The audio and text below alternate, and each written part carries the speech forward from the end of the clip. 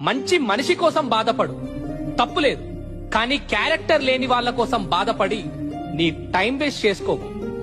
ధనం కోసం గుణం మార్చేటోళ్ళు, అవకాశం ఉందని అవసరానికి వాడుకునేటోళ్ళు ఈ రోజు సంతోషంగానే ఉంటారు.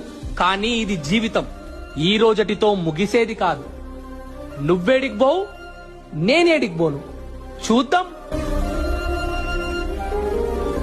ఎదురింటి వారు ఏదో అంటున్నారు, పక్కింటి వాళ్ళు ఏదో అంటున్నారు, చుట్టాలు నిందలు వేస్తున్నారని ఉన్న చోటే ఆగిపోకు. నువ్వు ఎంత మంచిగా ఉన్నా అనేవాళ్ళు అంటూనే ఉంటారు. లోకులు పలుకు ఆకులని ఊరికే అన్నారా?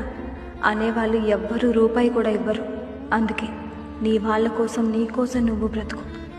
దేవుడు తన చిత్తాన్ని నీ పట్ల నెరవేరుస్తున్నప్పుడు ఈ లోకంలో కొన్ని శ్రమలు, నిందలు, అవమానాలు, కష్టాలు, కన్నీళ్లు ఎదురవుతూనే ఉంటాయి. వాటిని చూసి కృంగిపోక ముందుకు సాగిపో. నీవు పడ్డ ప్రతి శ్రమకు, నిందలకు, అవమానాలకు, కష్టాలకు, కన్నీళ్లకు, ప్రతి దానికి లెక్క కట్టి మరీ నిన్ను ఆశీర్వదించబోతున్నాడు నా దేవుడు. ఆమేన్.